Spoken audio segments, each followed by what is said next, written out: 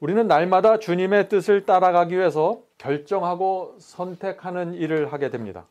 어떤 경우에는 주님의 뜻이 분명하게 보이니까 선택하는데 문제가 없습니다. 그런데 어떤 경우에는 이것 같기도 하고 저것처럼 보이기도 해요. 그럴 때는 굉장히 혼돈되는 것입니다. 우리가 무엇을 선택하고 어디로 가야 될지. 하나님의 인도하심과 섭리를 어떻게 하면 정확하게 분별하고 따라갈 수 있을까요?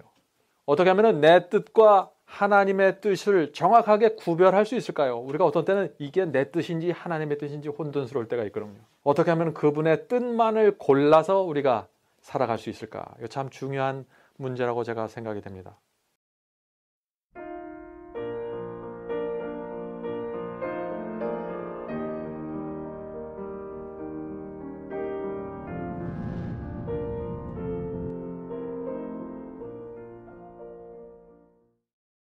오늘 제가 나눌 말씀의 제목은 길을 잃어버리는 7가지 이유입니다. 제목이 좀 흥미롭죠? 오늘 나눌 말씀을 들으면서 여러분 스스로 한번 적용시켜 보시기 바랍니다. 내가 어떤 문제에 걸려서 길을 잃어버리게 되는지, 또 내가 어디서부터 주님의 인도하심과 섭리를 따라가지 못하게 되었는지, 그런 문제를 우리가 좀 살펴보려고 하는 것입니다. 우리는 날마다 주님의 뜻을 따라가기 위해서 결정하고 선택하는 일을 하게 됩니다. 어떤 경우에는 주님의 뜻이 분명하게 보이니까 선택하는데 문제가 없습니다. 그런데 어떤 경우에는 이것 같기도 하고 저것처럼 보이기도 해요. 그럴 때는 굉장히 혼돈되는 것입니다. 우리가 무엇을 선택하고 어디로 가야 될지. 하나님의 인도하심과 섭리를 어떻게 하면 정확하게 분별하고 따라갈 수 있을까요? 어떻게 하면 내 뜻과 하나님의 뜻을 정확하게 구별할 수 있을까요? 우리가 어떤 때는 이게 내 뜻인지 하나님의 뜻인지 혼돈스러울 때가 있거든요. 어떻게 하면 그분의 뜻만을 골라서 우리가 살아갈 수 있을까? 이거 참 중요한 문제라고 제가 생각이 됩니다. 먼저 우리가 주님의 인도와 섭리를 따라가는 데 있어서 실패하는 가장 큰 이유가 무엇이냐면요, 주님께 물어보지 않는 것입니다. 네? 묻지를 않아요. 자, 이 그림에서 보는 것처럼 여기에 두 길이 있습니다. 그런데 이쪽 길로 가야 될지 저쪽 길로 가야 될지 주님께 묻지를 않아요. 왜 묻지 않을까요? 왜 묻지 않을까요? 두 길이 나타났어요. 어떤 데는 세 길이 나타나 있습니다. 그런데 묻지 않아요, 사람들이. 내가 원하는 길을 가요. 왜 그럴까요? 그렇습니다. 내가 물었다가 주님께서 내가 원하지 않는 길로 가라 그러면 어떡해요? 그러니까 묻지 않는 거예요. 참 우습죠? 우리가 다 그래요. 그렇게 유치한 사람들이에요, 우리가. 주님의 뜻과 내 뜻이 같을 때는 열심히 물어봅니다. 주님, 이 길로 가는 거 맞죠? 주님도 동의하시죠? 그런데 그렇지 않을 경우에는 참 두려움이 있는 것입니다. 많은 사람들이 어떤 일을 계획하고 일할 때 주님의 뜻을 물어보지 않아요. 왜 묻지 않을까요? 하나님의 지혜이신데, 하나님은 능력을 가지시고 처음과 끝을 다 아시는데 왜 그분께 묻지 않을까요? 왜냐하면 내가 세운 계획이 더 좋다고 생각하기 때문입니다. 제가 좀 이상한 말을 하나요? 실제로 내가 세운 계획이 더 현실에 맞는 것처럼 느껴져요. 더 합리적이라고 생각돼요. 주님께 물어보다간 주님께서 너무 이상적인 얘기를 하실까 봐 내가 묻지 않는 거예요. 그래서 내가 더 좋은 계획을 세워놨으니까 주님께서는 그것을 그저 도와주시기만 하시면 됩니다 라고 생각하는 것입니다. 내가 정말 좋은 계획을 세웠는데 하나님께 물어봤다가 하나님께서 그 계획을 바꾸라 그럴까 봐 두려운 거예요. 그래서 묻지 않는 것입니다. 어떤 때는 기도하기가 싫어요. 기도했다가 이상한 음성을 들을까 봐. 이상한 마음에 부담을 주실까 봐. 어떤 때는 기도하기 전에 하나님께서 나에게 무엇이라고 말하실지 알기 때문에 기도하지 않게 되는 것입니다. 그렇게 될 때 길을 잃어버리게 된다는 것입니다. 왜냐하면 내 길을 가니까. 계획하고 일하는 것은 다 내가 알아서 할 테니 하나님께서는 뒷수습만 해주십시오라는 방식으로 살아가게 되는 것이에요. 이렇게 될 때. 그럴 때 우리가 예배드리고 기도하고 다 그리스도인으로 살아가는 것처럼 겉으로 보이지만은 결국엔 모든 것이 내 길로 내가 원하는 곳으로 가게 된다는 것입니다. 길을 잃어버리게 되는 것이죠. 이런 상태에서는 도무지 하나님의 인도와 섭리를 따라갈 수 없는 것이에요. 하나님께서 개입하고 싶은데 도와주고 싶은데 묻지 않으니까. 이게 가장 큰 이유다 하는 것입니다. 자, 이제부터 좀 본격적으로 디테일하게 들어가서 구체적으로 좀 살펴보겠습니다. 첫 번째, 우리가 주님의 뜻을, 주님의 인도와 섭리를 따라가지 못하는 첫 번째 이유 뭐예요? 내 뜻과 내 계획을 따라가기 원하기 때문에 주님을 따라가지 못한다. 그런 얘기죠. 주께서 가르쳐 주신 기도 있죠? 마가복음 6장 10절 말씀. 뜻이 하늘에서 이루어진 것 같이 땅에서도 이루어지리라. 이게 예수님께서 우리에게 가르쳐 주신 기도예요. 근데 내 뜻과 내 계획을 주장하면 어때요? 뜻이 땅에서 이루어진 것처럼 하늘에서 이루어지게 해달라고 거꾸로 되는 거예요, 이 말씀이. 그래서 우리의 기도가 어떻게 돼요? 내 뜻과 내 계획으로 가득 채워지게 되는 것입니다. 하나님께서는 어떤 때는 교통, 사고를 통해서도 역사하시기 원하시는데, 어떤 때는 고난을 통해서 역사하시기 원하는데 내 뜻과 내 계획 속에서는 그게 전혀 없어요. 그렇기 때문에 사고와 고난 같은 것은 내 삶 속에서 전혀 인정하지 않고 살아가게 되는 것입니다. 그런데 갑자기 그런 일들이 생기면 어떻게 돼요? 길을 잃어버리는 것이에요. 그건 내 뜻이 아니기 때문에. 내가 원하지 않는 하나님의 인도와 섭리가 나타나면 이해하지 못하게 되는 것이에요. 왜냐하면 내 뜻과 내 계획에 사로잡혀서 살았기 때문에.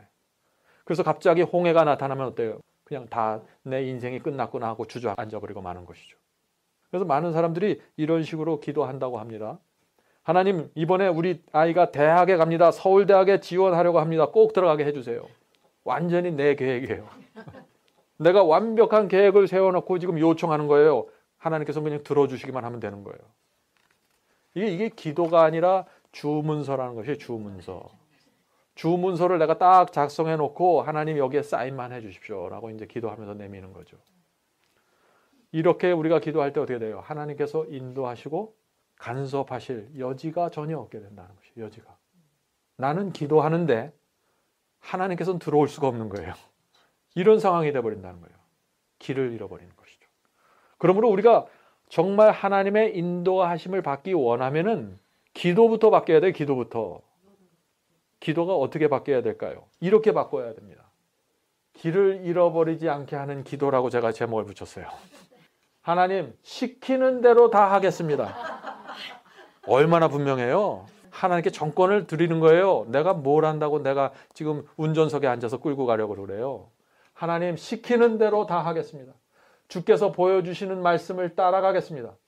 주께서 성령을 통해서 말씀해 주시는 대로 살겠습니다. 주께서 주시는 대로 받겠습니다.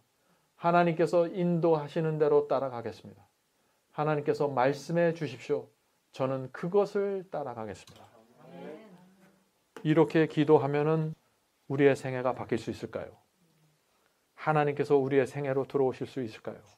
하나님의 인도하심과 섭리가 우리의 속에서 풍성하게 이루어질 수 있을까요?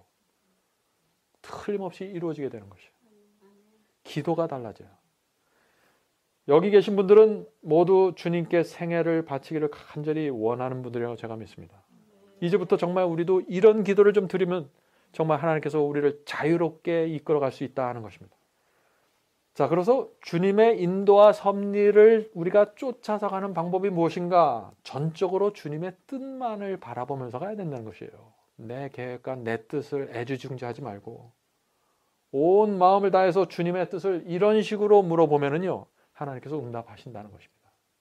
자, 이제 두 번째, 길을 잃어버리는 두 번째 경우 보죠. 내 방식이에요. 내 뜻이 아니라 내 방식이에요. 내 방식을 주장하면 길을 잃어버리게 되는 것이에요. 내 방식. 많은 사람들이 이상하게 생각하는 문제가 있습니다. 그건 이거예요. 우리는 하나님께 쓰임받기를 원합니다. 그렇죠? 하나님께서 나를 사용해 주시기를 간절히 원해요. 또 하나님께서 우리를 사용하시기를 원하십니다. 우리도 원하고 하나님도 원하세요. 우리를 사용하기를. 그런데 실제로 하나님께 쓰임받고 사용되는 사람들은 많지가 않은 거예요. 왜 그럴까요? 우리도 원하고 하나님께서도 원하시는데 하나님의 방식이 아닌 내 방식을 주장하기 때문이에요. 하나님께서 나를 사용하셔도 이런 식으로 나를 사용하셔야 됩니다 라고 주장하는 것이죠. 무슨 얘기예요? 하나님께서는 나를 봉사하는 사람, 희생하는 사람으로 사용하기를 원하는데 나는 내 자신을 하나님께 어떻게 요구해요? 설교하는 사람으로, 지도자로, 이 교회를 끌고 가는 사람으로 나를 그런 방식으로 사용해 주십시오라고 기도하는 거예요.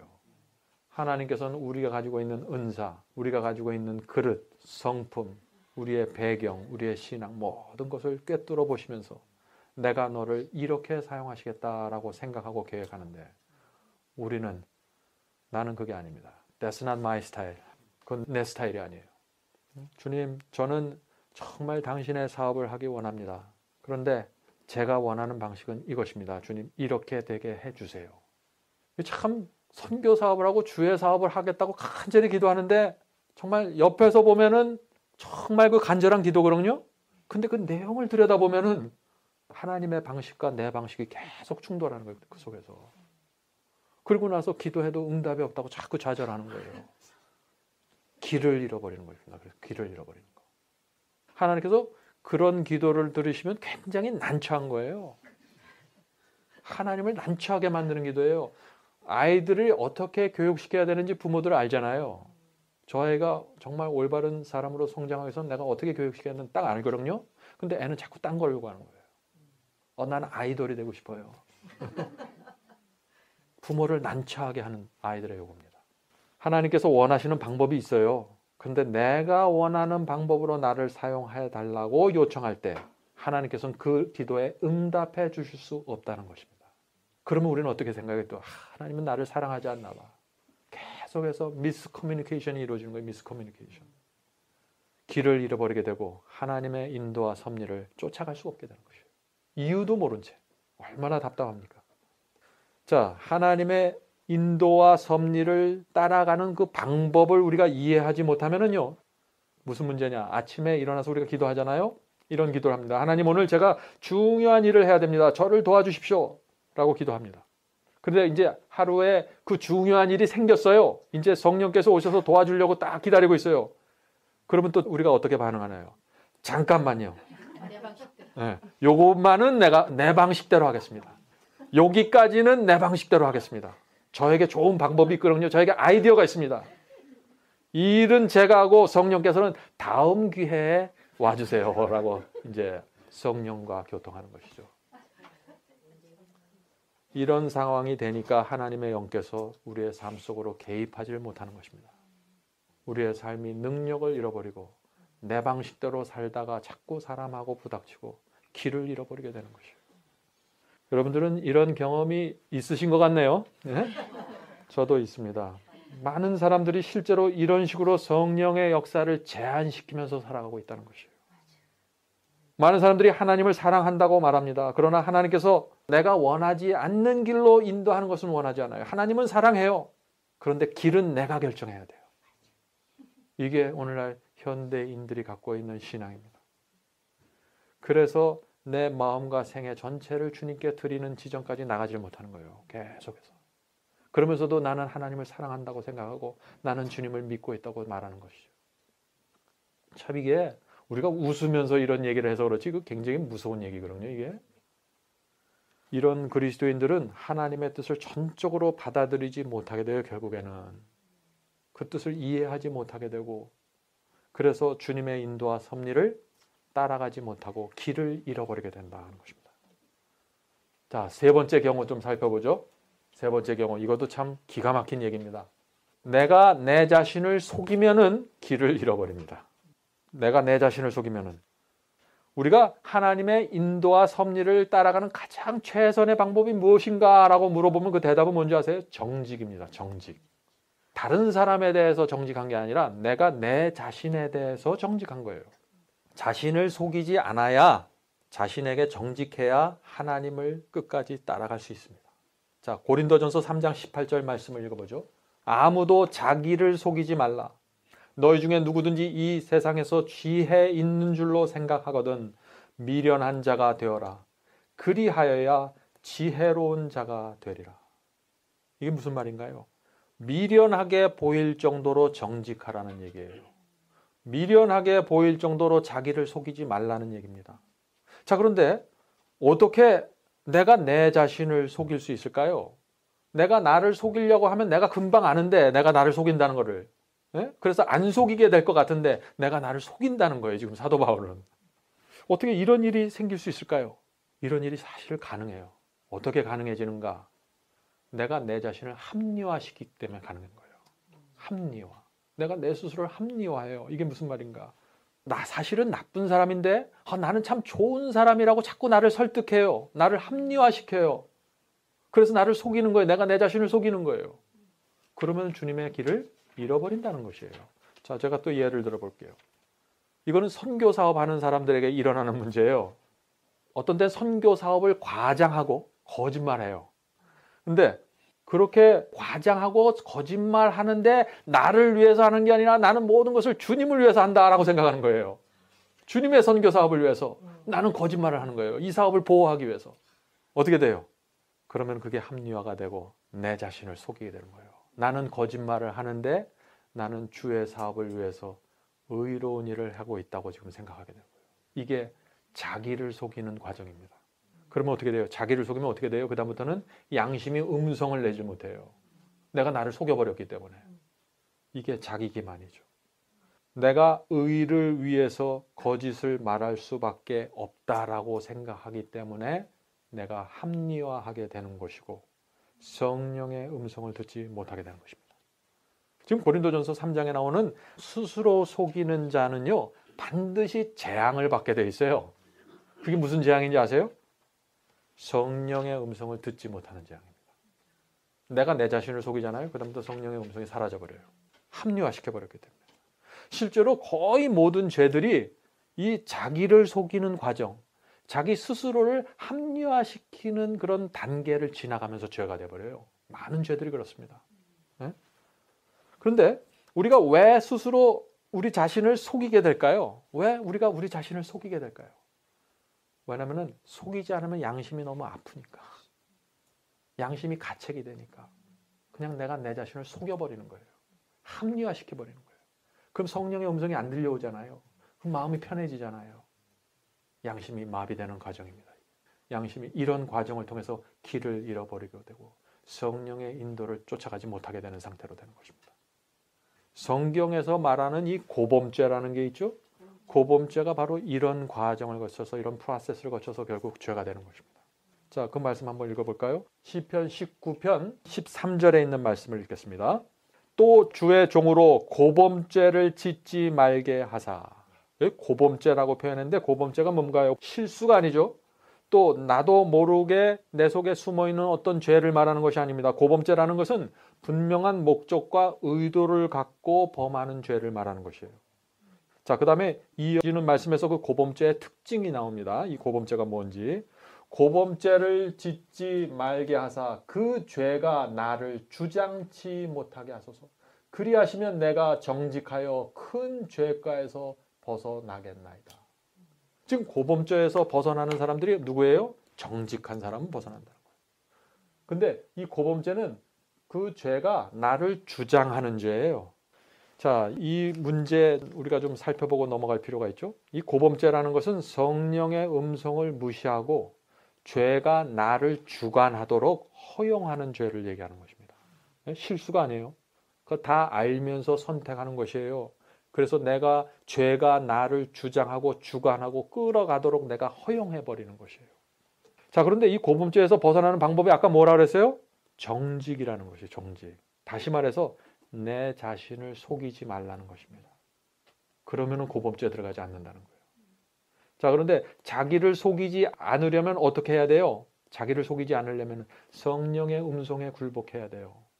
굴복하지 않잖아요. 성령께서 음성을 들려주시는데 굴복하지 않잖아요. 사람들이 심리적으로 바로 어떤 단계로 넘어가는지 아세요? 나 자신을 합리화시키기 시작합니다.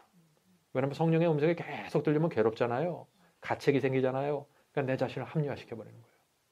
나는 저 사람을 미워할 수밖에 없어. 이렇게 합리화시키는 거예요.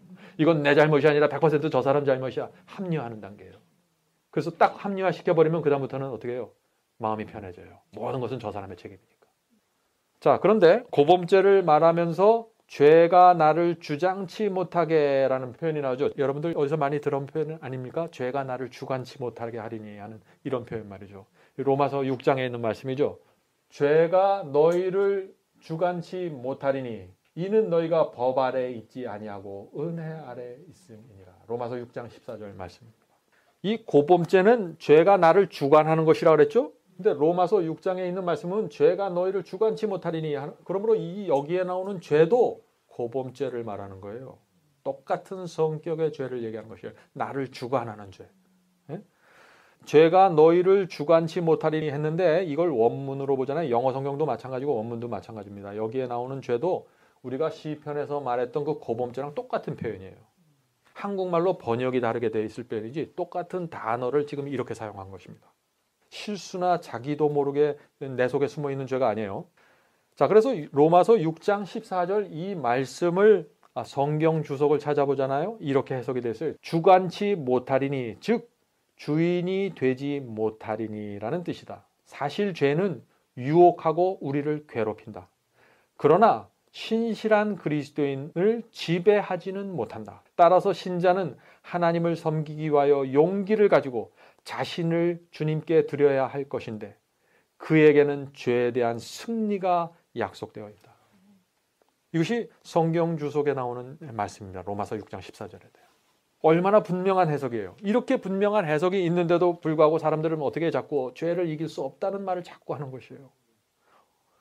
죄가 우리를 주관하지 못한다는 것은 하나님께서 주시는 약속이에요. 이것은 인간이 해석해서 이렇게 저렇게 할 문제가 아니에요. 이거는. 자, 그런데 왜 죄가 우리를 주관하지 못할까요? 실제로 많은 사람들이 죄에 끌려다니고 있는데 왜 죄가 우리를 주관하지 못한다고 사도 바울은 얘기하고 있을까요? 사도 바울이 죄가 우리를 주관하지 못하는 그 경우에 대해서 설명하고 있는데 뭐예요? 법 아래 있지 아니하고 은혜 아래 있기 때문에 주관하지 못할 것이다 라고 말하는 거예요. 우리가 율법 아래 있으면 주관을 받아요. 은혜 아래 있으면 주관을 받지 않는다는 거예요. 죄에 의해서. 자, 이것은 뭔가 그냥 내 노력과 내 힘으로 그냥 율법을 지키려고 도전하고 애쓰고 그러면 율법 아래 있는 거예요. 그건 딱 주관을 받게 되어 있어요. 아무리 내가 노력하고 애써도 죄에 끌려다니는 삶을 삽니다. 근데 은혜 아래 있으면은 율법의 요구를 이루면서 승리하는 삶을 살 수 있다는 것입니다. 자, 그런데 은혜 아래 있다는 말이 뭐예요? 은혜 아래 있다는 말. 이걸 정확하게 알아야겠죠? 은혜 아래 있어야만 죄가 우리를 주관하지 못하니까. 은혜 아래 있다는 것은 우리의 마음이 하나님의 사랑과 은혜로 젖어 있다는 거예요. 은혜 아래 있어서. 예? 우리의 은혜 아래 우리의 자녀들이 있습니다. 그건 무슨 뜻인가? 우리의 자녀들이 우리 부모의 사랑과 은혜를 충분히 깨닫고 젖어 있다는 거예요. 그러니까 부모 말에 잘 듣고 순종하고 효자, 효녀로 살아간다는 얘기죠. 그러므로 은혜 아래 있다는 말은 로마서 8장에 나오는 빚진 자의 심령을 갖고 있다는 얘기예요. 그 얘기가. 똑같은 얘기예요.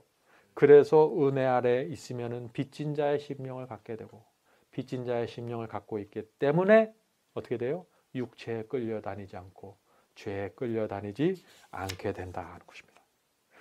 자, 이렇게 죄가 우리를 주관하지 못해야 우리가 주님의 인도하심과 섭리를 따라갈 수 있다는 것이에요. 길을 잃어버리지 않게 된다는 것입니다. 우리가 죄에 끌려서 이리저리 끌려다니는데 어떻게 우리가 주님의 섭리와 인도를 따라갈 수 있어요? 안 되는 거거든요. 길을 자꾸 잃어버리게 되는 거거든요. 자, 그러면 다시 질문합니다. 어떻게 해야 죄가 우리를 주관치 못하게 될까요?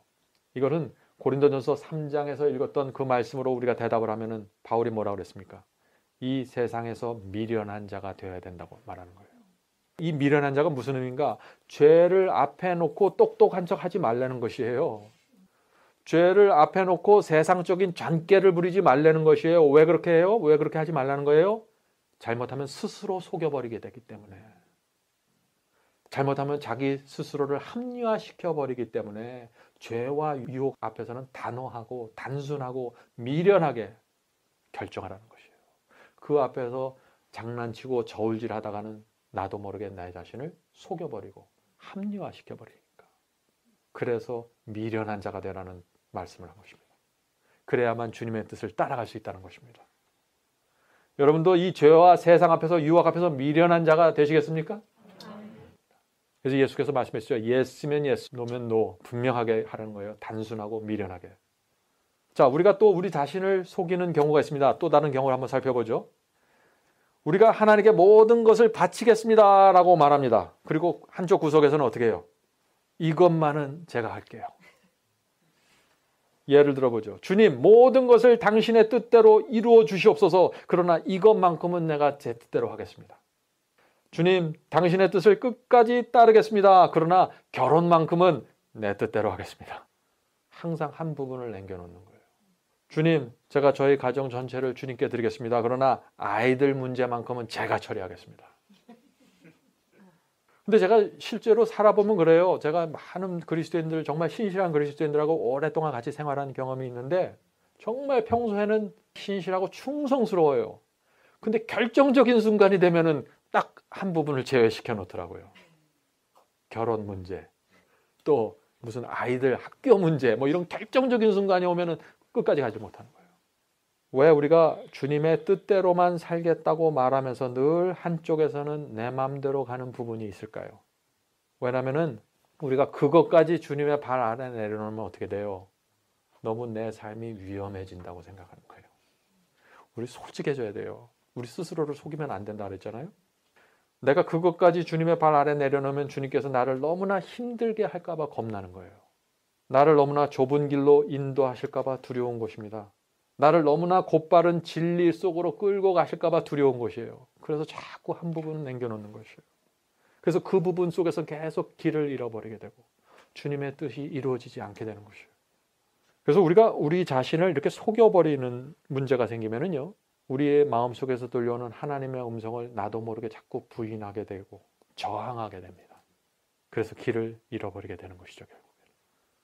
오늘 우리가 나누는 문제들은 아주 흥미있으면서도 진지합니다. 그리고 실제적인 문제예요. 내가 내 자신을 속이는 문제 깊이 한번 생각해 보시기 바랍니다. 자, 네 번째, 내 생각과 하나님의 뜻을 혼돈하면 길을 잃어버립니다. 내 생각이 있고 하나님의 생각이 있어요. 이거 두 개는 전혀 다른 거예요. 그런데 자꾸 이거 두 개를 혼돈해요. 하나님의 생각을 내 생각처럼 생각하고 내 생각을 하나님처럼 생각하는 그런 일들이 생기는 것이에요. 자, 그러면 어떻게 하면은 내 생각과 하나님의 뜻을 정확하게 분별할 수 있을까요? 우리가 어떤 일을 계획하고 어떤 생각을 할 때 내 속에서 음성이 들려오고 생각이 떠오르잖아요. 그런 것들이 정말 하나님께서 주시는 생각인지 또 내 육체로부터 올라오는 이기적인 생각이나 이기적인 욕망인지 우리가 어떻게 이 둘을 구분할 수 있을까요? 하는 질문입니다. 굉장히 중요한 질문이죠. 여러분들은 이런 질문에 대해서 아마 한 번쯤은 다 고민해 보셨을 거라고 제가 믿습니다. 이거 진지한 신앙을 하는 분들은 다 이런 문제를 갖고 있으니까요. 중요한 것은요, 하나님의 생각과 내 생각을 섞지 말아야 되는 것입니다. 섞지 말아야 돼요. 내 생각을 하나님의 뜻과 섞어버리면 그 순간부터 성령의 음성이 힘을 잃고 사라지기 시작합니다. 분명한 음성을 듣지 못하게 돼요. 자, 그렇다면 하나님의 생각과 하나님의 뜻이 무엇일까요? 가장 중요하고 기본적인 것은 뭐예요? 성경 말씀이에요. 성경 말씀. 나는 이렇게 생각합니다 라고 생각하지만 그 생각이 하나님의 생각, 성경 말씀과 일치하지 않으면요, 내가 갖고 있는 생각은 육체에서 올라오는 생각이에요. 이기적인 욕망이에요. 그렇게 생각하셔야 돼요. 왜냐하면 우리 자신은 감정과 느낌에 휩쓸려 가기 쉬운 연약한 존재들 아니에요, 우리는? 그러나 하나님의 말씀은 항상 그 자리에 있어요. 흔들리질 않아요. 그렇기 때문에 기준은 하나님의 말씀, 성경의 진리입니다. 그러므로 진리가 제시되면은 내 생각은 사라져야 돼요. 그래야 길을 잃어버리지 않습니다. 진리가 제시됐는데 많은 경우에 그러잖아요. 진리를 분명하게 설명하고 제시해도 그래도 내 생각에는 이렇게 대답하는 분들이 있죠. 그런 분들은 진리로 인도함을 받지 못하게 되고 길을 잃어버리게 되는 것입니다. 우리가 그런 분들 참 많이 보죠. 시편 119편 105절, 주의 말씀은 내 발의 등이요 내 길의 빛이니이다. 얼마나 유명한 말씀이에요. 주의 말씀을 잃어버리면 내 발의 등과 빛이 사라지는 것이에요. 그러니까 캄캄한 데에서 길을 잃어버리게 되는 것이에요. 요나가 그렇게 했잖아요. 하나님께서 가라고 했는데 요나는 내 생각을 주장했어요. 내 생각. 하나님의 말씀이 분명하게 제시되었음에도 불구하고 하나님께서 가라고 하신 그 니느웨로 가지 않고 정반대 방향으로 가는 배를 탔잖아요. 내 생각을 따라간 겁니다. 자, 근데 이 문제에 있어서 제가 꼭 한 가지 말씀드리고 싶은 것은 주님의 뜻을 따르기 원하는 사람은 어떤 일을 생각하고 계획을 할 때요, 내 마음의 동기를 굉장히 중요하게 들여다보는 일이 필요하다는 것입니다. 동기. 왜냐하면 우리가 목적은 아주 선하게 가질 수 있거든요. 목적은. 그런데 동기가 순결해야 돼요. 지금 내가 세운 이 계획이 정말 순수한 동기에서 나온 것인지 들여다봐야 됩니다. 그것이 흔들리고 불확실하잖아요. 여러분들 마음속에서. 그럼 더 이상 가지 말아야 돼요. 그건 주님의 뜻이 아니에요. 동기가 순수해야 돼요. 왜냐하면 그렇게 동기가 불분명하고 순수하지 않은 상태에서 그걸 계속 끌어가면 목적이 순수하니까 계속 끌어가잖아요. 주님의 인도하심을 잊어버리게 돼요. 오늘 제가 드리는 말씀은 정말 중요하지만 우리의 마음을 아프게 하는 말씀들이죠. 이 말씀들 모두 제 자신에게도 정확하게 적용되는 그런 말씀들을 제가 오늘 나누고 있는 것입니다. 자, 다섯 번째, 주님의 인도와 섭리를 따라가지 못하는 이유 다섯 번째, 자기 의를 세우면 길을 잃어버립니다. 자기 의를 세우면. 자, 주님의 인도하심을 따른다는 것이 무슨 얘기예요? 그것은 하나님의 말씀에 내 삶을 맞추어 간다는 것이에요. 그게 주님의 인도하심을 따라간다는 것이에요.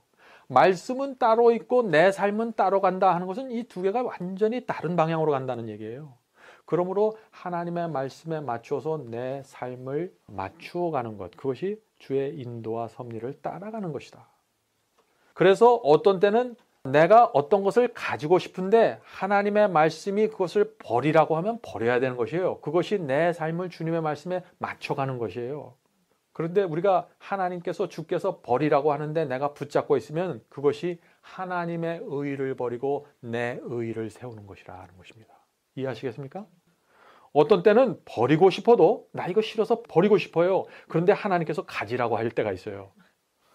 또 어떤 때는 하나님께서 그걸 마음대로 누리면서 행복하게 살아라 그러는데 어떤 때는 내가 그냥 내 마음대로 급기하고 포기하고 어렵게 살아요. 뭐예요 그게? 그것도 자기 의를 세우는 거예요. 누리라는 것은 누리세요. 지키라는 것은 지키고, 붙잡으라는 건 붙잡고, 포기하라는 것은 포기하고. 하나님의 말씀이 다 다른데 내 마음대로 하는 거예요. 무조건 강하게 하고 엄격하게 하면 좋다고 생각하는 거예요. 이것도 또 다른 극단이에요. 이거예요. 길을 잃어버리는 것이에요. 그러니까 뭐예요? 그래서 성경을 공부해야 되는 것입니다. 성경을 정확하게 공부하고 이해하지 않으면요, 내 취향대로 말씀을 받아들이게 돼요. 그래서 어떤 분들은 무조건 엄격하게 지켜야만 주님을 따르는 것이라고 생각할 수 있는 것이에요. 그것도 자기의 의의를 세우는 것이다. 그렇게 살아가면 어떻게 돼요? 삶이 불행해져요. 하나님께서 누리라고 하신 부분을 놓쳐버리기 때문에. 항상 엄격할 수만은 없어요. 하나님께서 우리를 아세요. 로마서 10장 2절과 3절에 자기의에 대해서 나오죠. 내가 증거하노니 저희가 하나님께 열심히 있으나 지식을 쫓은 것이 아니라. 열심히 살아요. 그런데 지식을 쫓은 게 아니에요. 진리를 쫓은 것이 아니에요. 어떤 사람들 열심히 방언하잖아요. 근데 방언에 대한 지식을 쫓아가지 않는 거예요. 열심은 있는데. 계속해서 읽겠습니다. 하나님의 의의를 모르고 자기 의의를 세우려고 힘써 하나님의 의의를 복종치 아니하였느니라. 이런 일이 어떤 사람에게 일어나요? 열심은 있는데 진리를 모르는 사람들에게 일어나는 거예요. 유대인들이 얼마나 열심히 있었어요. 그런데 진리를 몰랐어요. 예언을 이해하지 못했어요. 그래서 자기 의의를 세우다가 메시아를 십자가에 못 박아 죽는 거예요. 자기 의의를 세우는 사람들은 결국 성령을 십자가에 못 박게 되는 것입니다. 자, 어떤 분들은 하나님의 계명에 순종하는 삶을 어떻게 생각해요? 율법주의라고 생각해요. 오해하는 거예요. 그렇게 되면 어떻게 돼요? 하나님께서 지키라고 하신 계명을 버리게 되는 거예요. 제가 아까 말씀드렸죠? 주께서 지키라고 하시면 지켜야 돼요. 지키라고 하는 것을 버리잖아요. 그게 자기 의의를 쌓는 거예요. 이해하시겠죠? 하나님의 말씀에 벗어나서 자기 멋대로 열심히 나가면 그거 다 자기 의의예요. 그것이 자유주의든지 보수주의든지. 성도 여러분, 진리를 오해하면은요, 지켜야 할 것과 버려야 할 것을 구분하지 못하게 됩니다. 누려야 할 것을 구별하지 못하게 돼요. 그래서 길을 잃어버리게 되는 것이에요. 성경은 이 두 가지를 분명하고 얘기했습니다. 지켜야 될 것, 누려야 될 것, 포기해야 될 것, 가져야 될 것. 근데 진리를 공부하지 않아서 이것이 혼돈이 되고 막 섞어버리잖아요. 이렇게 되면 어떻게 돼요? 본인은 정말 열심히 최선을 다해서 살아가요. 근데 옆에서 보면 전혀 말씀과 상관없이 살아가는 거예요. 얼마나 불쌍해요. 오늘날 기독교에 그런 일들이 얼마나 많이 일어나고 있는지 여러분들 한번 구체적으로 한번 생각해 보시기 바랍니다. 그런 사람은 결국 어떻게 해요? 하나님께서 나와 함께 하신다는 확신을 결국에는 잃어버리게 돼요. 한참 정신없이 살아왔는데 세월이 지나서 뒤돌아보니까 말씀하고 상관없이 나 혼자 열심히 뛰어왔어요. 바람이 부는 대로 흔들리면서 살아왔던 것입니다. 어떤 사람은 또 이렇게 생각해요. 무조건 가난하고 고난을 통과해야 내가 의로울 수 있다. 이렇게 생각하는 거예요. 또 어떤 사람은. 그거 아니에요. 하나님께서 우리를 인도하시는 섭리와 길이 있어요. 어떤 사람들에게는 재물을 허락하시고 어떤 사람들은 의를 위해서 가난을 통과하게 하시고 하나님께서 우리를 섭리하시는 길이 있는 거예요. 그건 내 멋대로 그냥 무조건 내가 어렵고 궁핍하고 힘들면 그것이 의다라고 생각하는 그것도 잘못된 생각이라는 것이에요. 하나님 안에서 참된 행복을 잃어버리게 됩니다. 그렇게 되면. 그래서 결국 그리스도의 의를 잃어버리고 자기 의를 세우잖아요. 그러면은 불행해져요. 결국에는 구원도 잃어버리게 됩니다. 왜? 너무나 힘드니까 포기하게 돼요. 내 의 속에는, 자기 의 속에는 생명이 없습니다. 어떤 사람들 그렇잖아요. 열심히 해요. 그런데 진리 밖에 있어요. 근데 그 사람들 가만히 들여다보면 생명이 없어요. 살아있는 하나님의 능력이 그 안에 없어요. 열심히 있고 엄격한 게 있는데 생명이 없어요. 이게 다 자기 의예요. 그리스도의 의와 내 의가 섞여버려서 그래요. 어느 부분에 있어서. 굉장히 조심해야 되는 문제예요. 자, 다음 문제 6번째 보겠습니다. 우리가 주님을 따라갈 때 길을 잃어버리게 되는 이유, 6번째 이유는 뭐냐? 하나님의 관심과 내 관심이 다르면 길을 잃어버리게 된다는 것입니다. 성도 여러분, 나에 대한 하나님의 관심은 무엇일까요? 하나님의 관심. 나에 대한 하나님의 관심은 나를 구원하시는 거예요. 그거 하나밖에 없어요. 하나님의 관심은 내가 중요한 인물이 되는 게 아니에요. 여러분에 대한 하나님의 관심은 이 교회에서 여러분이 중요한 인물이 되는 게 아니에요. 하나님의 관심은 여러분을 통해서 어떤 멋있는 결과를 만들어내는 것도 아니에요. 내가 성공하는 것이 아니에요. 하나님의 관심은 내가 어떻게 살아가는가예요. 어떻게. 내가 어떤 동기를 가지고 어떤 목적을 가지고 살아가는 거예요. 그 동기와 목적만 분명하면은 그 사람은 하나님께서 인정하시는 그리스도인이고 그런 사람들은 주님께서 인도해 주실 수 있는 사람이 되는 것입니다. 하나님의 관심은 내가 의사가 되고 변호사가 되고 목사가 되고 장로가 되는 것이 아니에요. 내가 어떤 동기로 의사를 하냐가 문제예요. 내가 어떤 동기와 목적을 가지고 대통령이 되는가가 문제입니다. 그것이 문제예요. 어떤 정신으로 내가 그것을 하는가. 우리의 관심은 그런데 어디에 있어요? 늘 성공에 맞춰져 있어요. 성공하지 못하면 열등감에 빠져버려요. 누가 열등감에 빠지라 그랬어요? 하나님께서 그렇게 원하시질 않는데 자기 혼자 열등감에 빠지는 거예요. 자기 혼자 목적을 정해놓고. 그런 사람들은 주님의 인도하심을 잃어버리고 불행하게 되는 거예요. 우리의 목적과 관심이 성공에 맞춰져 있잖아요. 우리는 주님의 뜻을 따라갈 수 없습니다. 주님의 인도와 섭리를 분별할 수도 없어요. 자, 그렇다면 우리의 목표와 관심이 최종적으로 어디에 맞춰져 있어야 할까요? 이 질문은 정말 중요한 질문입니다. 우리의 목표와 관심은요, 맑은 양심과 거룩함에 맞춰져 있어야 됩니다. 여러분이 무엇을 하든지 간에. 그러면 그것은 성공하는 인생이에요. 하나님께서 그 사람은 마음대로 붙잡고 인도해 주실 수 있는 사람입니다. 동의하십니까? 네. 자, 마지막 7번째 이유. 하나님의 사랑을 모르면은 길을 잃어버립니다. 오늘 제가 이 문제를 가장 강조하고 싶습니다. 탕자의 비유를 보면은요, 작은 아들은 돈과 세상을 사랑해서 아버지를 떠나고 탕자가 되죠. 작은 아들이 우리에게 주는 교훈은 뭐냐? 돈과 세상을 사랑하면은 주님을 따라가지 못하고 길을 잃어버리게 된다는 것이에요. 아버지를 떠나버리니까. 근데 그것보다 사실은 어떤 의미에선 더 큰 문제가 그 큰아들에게 생깁니다. 큰아들의 문제는 뭐예요? 큰아들도 탕자였어요. 몸은 집안에 있었지만은 어떻게 했어요? 그 마음은 아버지께로부터 떠나 있었어요. 아버지와 아무런 관계가 없이 지났어요. 집안에서 살았습니다. 교회 안에 있었어요. 한 번도 교회를 떠난 적이 없어요. 그런데 그 하늘 아버지와 분리된 채 살아가는 거예요. 큰아들은. 큰아들도 탕자였다는 것입니다. 계속해서 집안에 있었어요. 계속해서 교회 안에 있었어요. 그래서 아무도 그 사람이 탕자인 줄 몰랐어요. 아무도 그 사람이 잃어버린 바 된 줄을 몰랐어요. 그리고 자기 자신도 몰랐어요. 왜? 나는 매주 교회 나오니까. 난 매주 예배 드렸으니까. 실제로는 작은 아들과 마찬가지의 입장이었는데 오늘날 많은 그리스도인들이 교회 안에서 이 큰아들의 모습으로 살아가고 있습니다. 혹시 저와 여러분이 이런 모습이 있는지 이 시간에 좀 살펴볼 필요가 있다는 것입니다. 큰아들의 문제는 무엇이었을까요? 큰아들의 문제는 왜 이렇게 아버지와 분리된 채로 살 수밖에 없는 상황이 일어났을까? 항상 아버지 곁에 있었음에도 불구하고 아버지의 사랑과 아버지의 은혜와 아버지의 희생을 느끼질 못했어요. 감사가 없었어요. 아버지는 온 마음을 다해서 그 큰아들을 사랑했는데 정작 아들은 그것을 느끼지 못했던 것이에요. 그래서 집안에 있으면서 항상 외롭게 살았어요. 아버지 곁에 있으면서 고아처럼 외롭게 살았던 것입니다. 이게 큰아들의 문제였어요. 부모의 사랑을 느끼지 못하면서 성장하는 아이에게 나타나는 문제들이 있죠. 성품이 제대로 꼴져지지 못합니다. 성격이 빗나가게 돼요. 아버지의 성품을 닮을 수가 없어요. 아버지와 좋은 관계가 아니니까. 아버지와 좋은 관계가 돼야 돼요. 그래야 나도 아버지처럼 되고 싶다라고 말하잖아요, 어린아이들이. 그래서 이 큰아들이 갖고 있던 문제가 뭐냐. 한 집에서 오랜 세월 동안 같이 살았지만 아버지의 사랑과 은혜와 감사가 없었습니다. 많은 그리스도인이 바로 이 문제에 묶여서 성화가 안 되는 거예요. 성화가. 큰아들은 오랜 세월 동안 집안에서 아버지가 시키는 대로 마당을 쓸었어요. 일도 열심히 했습니다. 아버지가 시키는 일은 무엇인지 다 했어요. 그런데 아버지가 시키는 일은 했는데 아버지 자체가 이 아들에게 행복과 기쁨이 되질 못했어요. 아버지는 항상 엄격하고 무서운 존재예요. 그렇게만 느끼는 거예요. 내가 뭐 잘못하면 와서 딱 지적하는.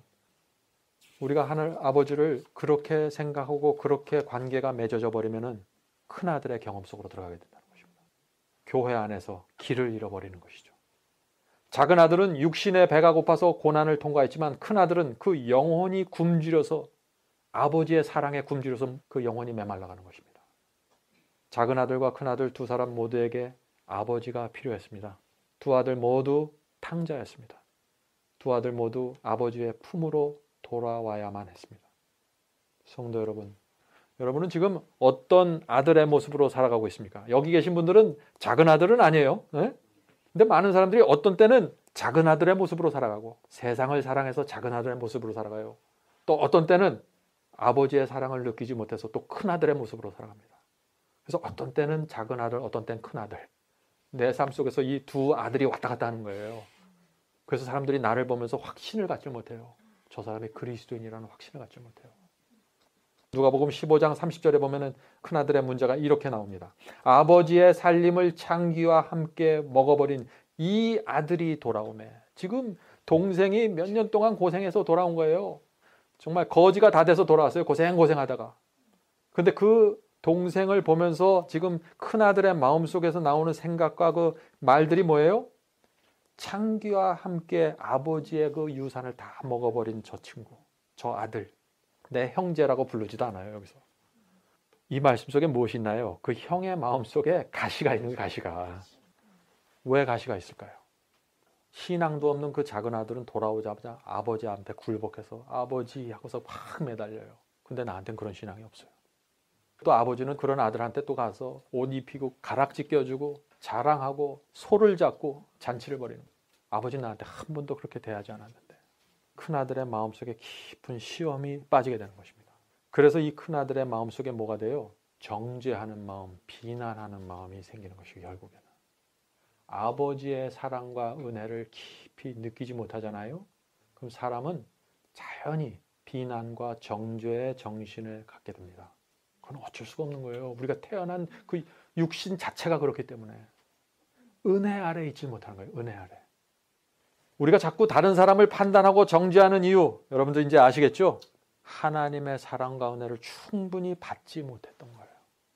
부모의 사랑을 충분히 받지 못하면서 자라나는 아이가 돼버리는 거예요. 우리가 교회 안에서. 그래서 우리의 말과 우리의 행동과 표정에서 가시가 나오는 거예요. 나도 모르게 자꾸. 여러분들 걱정하지 마세요. 가시가 나옵니까? 걱정하지 마세요. 하나님의 사랑으로 가시면 됩니다. 사랑을 듬뿍 받으세요. 십자가를 바라보면서 그리스도의 사랑과 은혜와 그 속에서 계속해서 머무세요. 자연스럽게 치유가 됩니다. 그래서 하나님의 사랑과 은혜를 받지 못한 상태에서 신앙생활을 오래 하면은 뭐예요?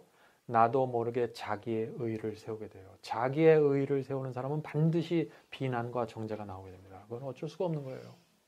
그리스도의 의의를 입어야 하는데 자기 의로 옷을 입어버리니까 내 옷과 남을 자꾸 비교하는 거예요. 나는 이런 옷을 입었는데 너는 그거밖에 안 되지. 자꾸 비교하고 정죄하는 거예요. 흉보게 되고. 그래서 어떻게 돼요?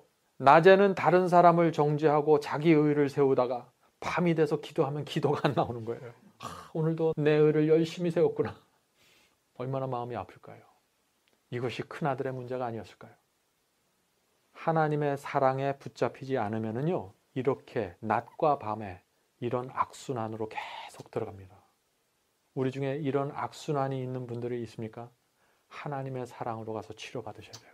그거밖에 길이 없는 것입니다. 제가 하나 또 질문을 드리죠. 하나님의 사랑을 느끼지 못한 상태에서 높은 표준과 높은 수준의 말씀을 계속해서 듣잖아요. 그런 사람들에게 또 나타나는 증세가 있어요. 그것이 무엇일까요? 자기를 정죄하고 자기를 학대하게 됩니다. 처음에는 다른 사람들을 정죄하고 다른 사람들을 비난하죠. 자기의를 세우다가. 그러나 그 기간이 길어지면은 나를 정죄하고 나를 학대하게 되고 내 탓을 하게 되는 거예요. 너무나 답답하니까. 하늘 아버지와 이렇게 오랫동안 내가 살아왔는데 왜 내가 이것밖에 안 되나? 하늘 아버지의 사랑과 그 은혜를 충분히 느끼고 싶은데, 그래서 나도 성장하고 싶은데 왜 내가 이것밖에 안 되나 하고 답답하게 되는 거예요. 그러니까 자꾸 자기를 정죄하는 것이에요. 죄를 범하고 어떤 표준에 도달하지 못할 때마다 자꾸 나를 탓하고 나를 정죄하고 나를 학대하게 되는 거예요. 그래서 그리스도 안에 있는 참된 행복을 잃어버리는 것입니다.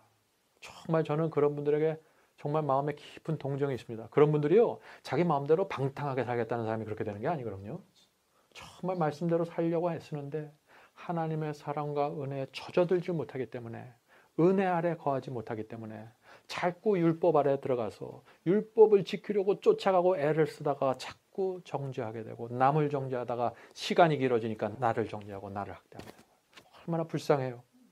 사랑하는 성도 여러분, 혹시 여러분 가족이나 여러분 주변에 이런 분들이 계십니까?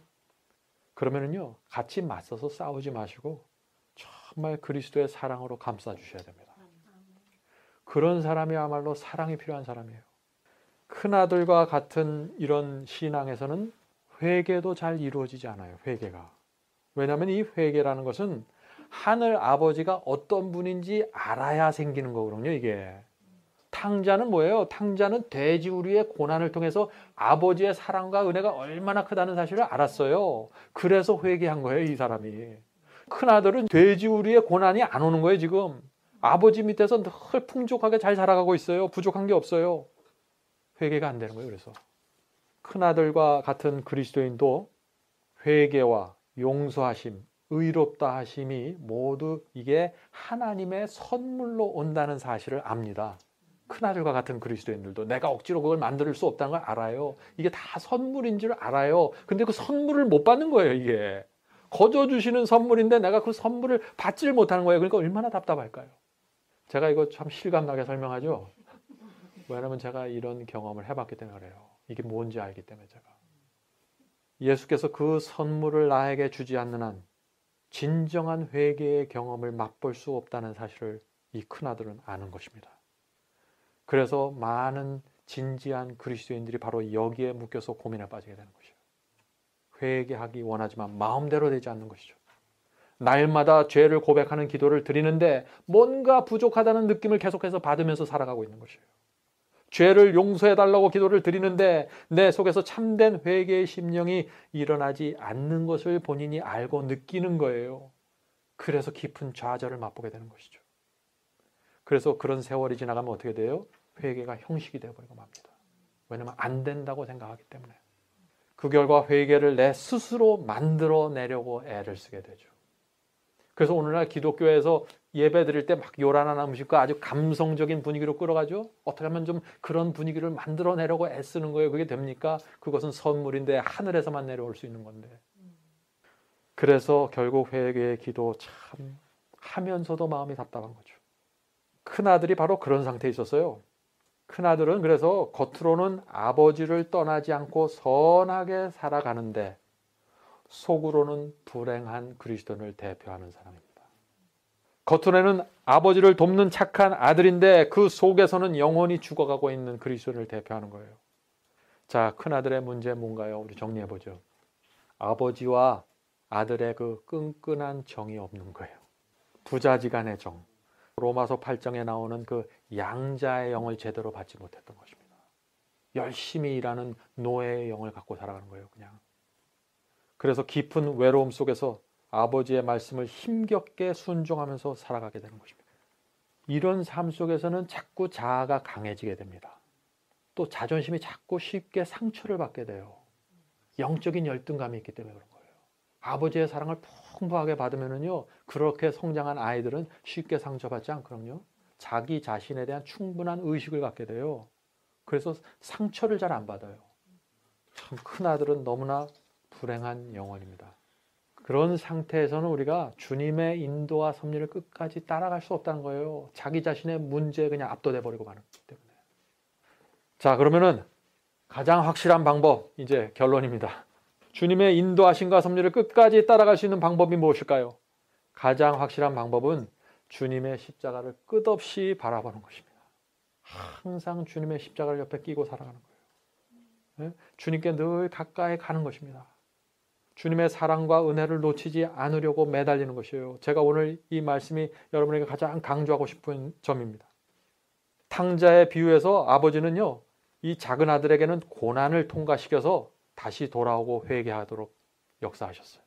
성공하셨어요. 구원받았습니다, 이 작은 아들은. 근데 큰 아들은 끝까지 고난을 허락하지 않으세요. 왜 큰 아들에게는 고난도 허락하지 않으셨을까요? 왜 큰 아들에게는? 작은 아들처럼 그 돼지우리에 좀 넣어서 고생도 시키고 하나님의 사랑과 은혜를 좀 깨닫게 하시지 왜 그렇게 하지 않으셨을까?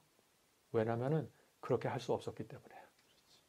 아버지의 사랑과 은혜를 모르는 사람에게 고난을 줘버리잖아요.